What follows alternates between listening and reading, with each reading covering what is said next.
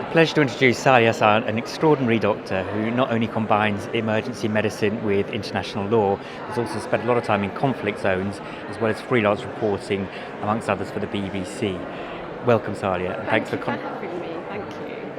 Saleyha, just one question really. I'd just like to know what your slant is from, with a view to your own background in conflict medicine, what you feel are the key, the imperative issues as the Sustainable Development era begins.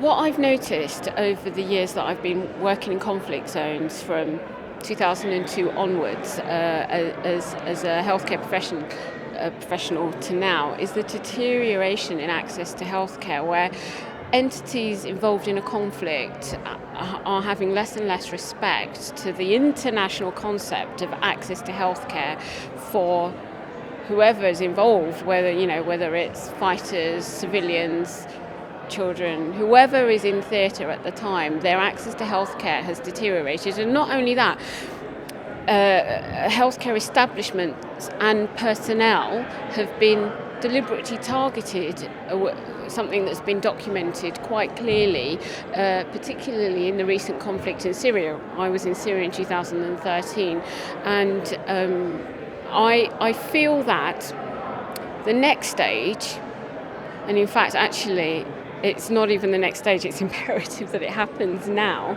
is a refocus on access to healthcare in conflict zone and protecting that and trying to win back that respect for this entity within international humanitarian law. At the moment there seems to be little accountability. If you break those rules, nothing happens. The only thing that does happen is that people suffer who are caught up in the conflict. And one group that I've predominantly looked at are children, because children who are caught in conflict have known no other life. It really struck me that they're born into this world of conflict.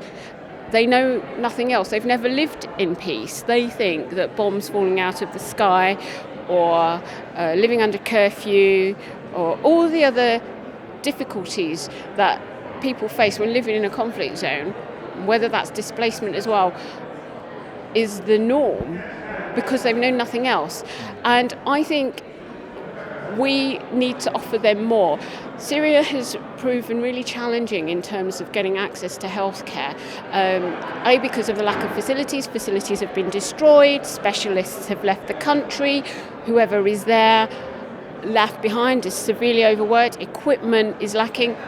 What I witnessed myself was a severe lack of equipment, people working extremely hard to provide what service they could, and it was limited, and that was leading to suffering of children,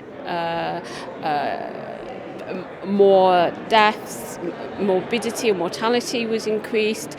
I think that if we could focus on trying to find a way where we can support paediatrics in conflict zones in a more robust way, I'd be thrilled, because at the end of the day, it's not their fault, it's not their war.